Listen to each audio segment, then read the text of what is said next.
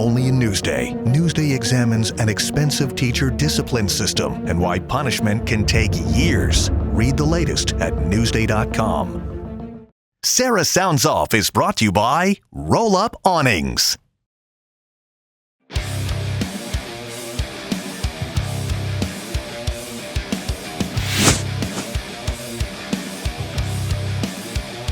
Welcome to Sarra Sounds Off. This week's show is going to be something super special. I have a special guest in Olivia Moynihan of Sayville Flag Football. She is one of the true pioneers of the sport, having graced our field, scoring touchdowns, throwing touchdown passes, getting it done. She's an all-around selection here for Newsday, and she joins me now in the studio. Olivia, welcome to Newsday. Thank you. So I'm excited to have you on the show because I'm a big flag football fan.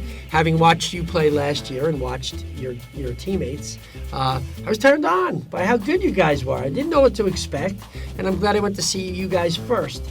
How much fun has it been playing flag football? It's been really fun. You know, starting off our first year, there was about 50 girls at tryouts, which is pretty crazy.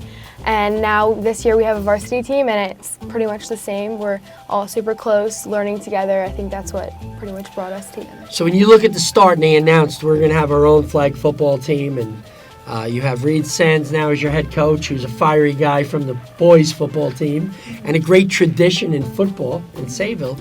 Now you have a great tradition in the girls' end of it. You guys are playing great. You're undefeated. Yep. I mean, it's been great. This season, a lot of it's been, like, he's been very, like, on us about smaller things. He's breaking it down? Yeah.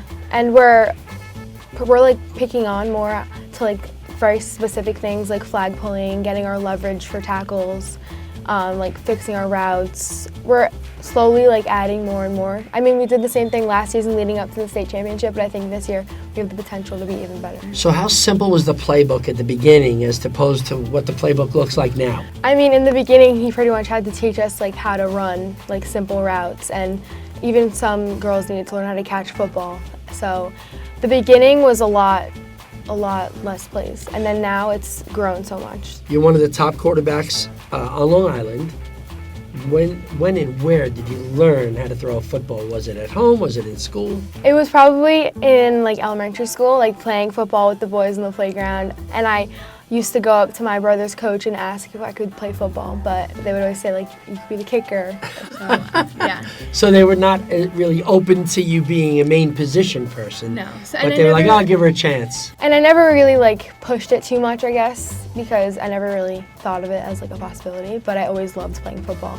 You're one of the few girls that I've seen on Long Island that can throw the deep pass. How much do you work on that? Honestly, it's not something that I focus more on. When I first started, throwing it deeper was probably one of the easier things I could do. It was more accuracy that I needed to work on. When do you decide, you get the snap, the rush is coming, when do you decide to leave town, to run? Normally if I see like my reads close up, or if I can see that my center and my running back are having trouble with the pass protection, I'll normally run out. Or if like there's open space in front of me, I pretty much just take what I can. So I have to ask this question. Do you have checkdowns where this receiver isn't open, where's the hot receiver, or I run? Do you have a designed play like that? We do. We have the hot receiver, which is normally Ava Vadiak. So. Who's very good. Yeah. So, because with her speed, she's an easy first look. And then a lot of our plays are like layered down the field, so I'm looking one way and then slowly making my way down. So Coach Sands has made it pretty like easy for me, like learning how to really read the field. So when we look at this season, talk about the quarterback challenge. Yeah, so the quarterback challenge was something that I was like really excited for this summer. The first year last summer, I came into it a little bit like I didn't know what to expect coming, but this year knowing like the people who I'll see, my coach DeWitt, he trained with me throughout the summer, getting me prepared for that. And I was just super excited to get back out and like pretty much start up the next season super early. So Alexandra Diera Lucasano, who's the quarterback at Eastport South Manor, they're also undefeated. Right. But they also had Jen Vormatag and Ali Justison. These are some of the best players on Long Island, and they didn't make our top 50, and they are clearly in our top 50. They're clearly in our top 20, 25. They're that good. Do they pose as much a threat as Hop Hog to this title this year? I believe that they do. I would definitely think so. I mean, recently there was standings put out for the state, and I saw that they were ranked 3rd in the state. Wow. And I know Hop Hog was ranked lower than them. So, I mean, it's not our top priority right now with Hop Hog being this Thursday, and we're playing them next week. But I know right after Hop Hog, we're going to be right on them. Another great quarterback in Taylor Maletti of Hop Hog. And, you've seen her at the quarterback challenge, and she poses a dual threat, too. She runs as well as she passes. Yeah, so Taylor Maletti is definitely one of the best athletes that I've seen. I play soccer with her, actually. Yeah. At Islip. Is there a lot of crossover with soccer and flag football? So actually, me, Taylor, and Alexandra are all goalkeepers. Being able to read the field is a big thing in soccer, and I think it can translate pretty well for flag football. And with leadership, I mean, goalkeeper, you have to be a natural leader. You have to be able to direct your teammates, constantly communicating. That's one of the biggest things. And with flag football, being the quarterback obviously is really important. So I think it translates very well. You look at some of the top plays. We had top plays last year, and you were in quite a few of them. What's your favorite thing, a long touchdown pass right on the money, or a long run where you make a lot of moves and fake people out? I probably like the runs, but either way. Honestly, you can't go wrong with either one. I like playing on the field for soccer. When I get a chance, I'll ask my coach, but it's rare, so. So you're excited to go to the University of New Hampshire, but you also said it's cold up there, right? Yeah. The weather can be, chilly. Daunting, right? But that you're okay with that, and you're going to play keeper for them? Yeah, I'm super excited for playing next year at University of New Hampshire. It's something that I've been wanting to do my whole life, playing Division I soccer. And last year with my whole recruitment process, going through all of that, it was super tough. And when I finally found the New Hampshire coach, something immediately clicked, and going up and seeing the campus and meeting all the girls, I was super excited to play. So as your flag football career comes to a close, you're getting ready to graduate, all these great things are happening, you're excited about that, your journey's taking you up north to New Hampshire.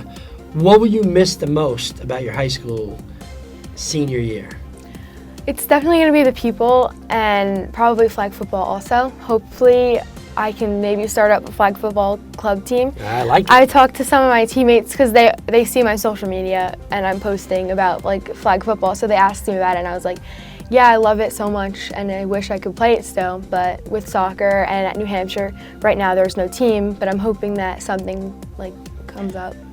The explosion in flag football has been pretty intense. In 3 years we've seen the numbers climb exponentially. You've started out with a group of teams that played it the first year, and it was okay, this is fun, the girls are doing something.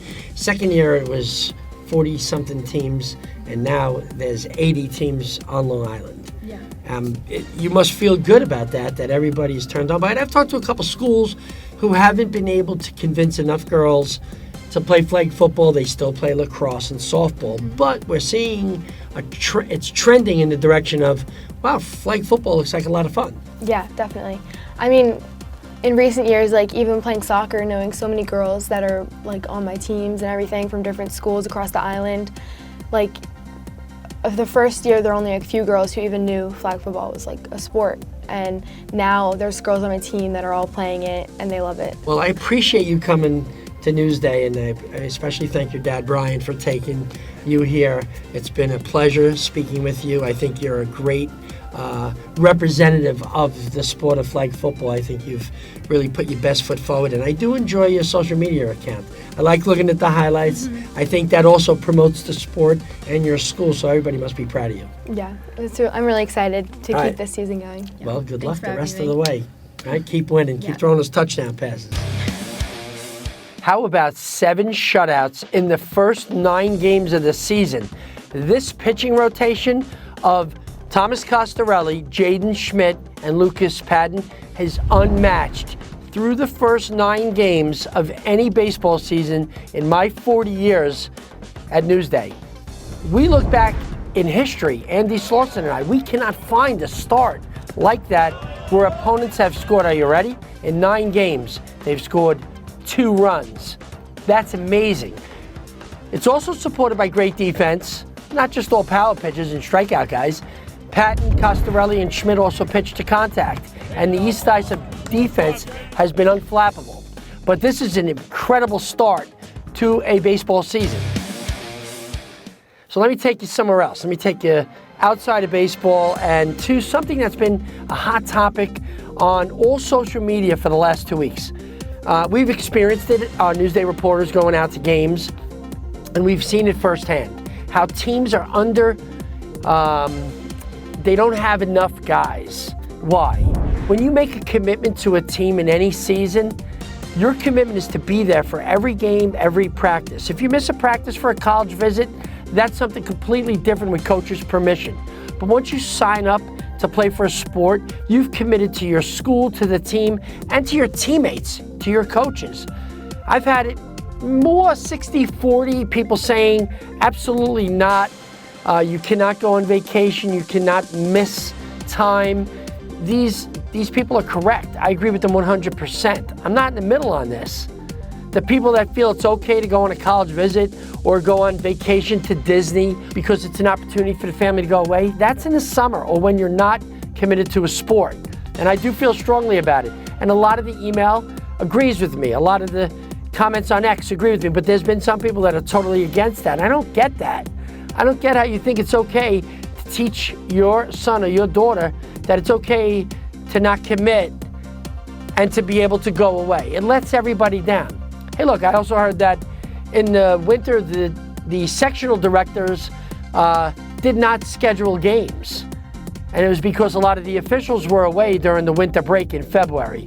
Well, if we're shorthanded in officials and we don't have enough officials and it spreads the schedule out, isn't that a better time to play games? Because officials would be more apt to be available. Instead, we took all that time off in the basketball season, and some playoff teams didn't play for like 15 days, and they lost their rhythm and they got knocked out of the playoffs early. Not an excuse, a fact. Like any sport, you want to keep your rhythm, you want to keep playing. So think about that when you sign up for a sport. It's a commitment. I'm Greg Sarra, and I'm sounding off.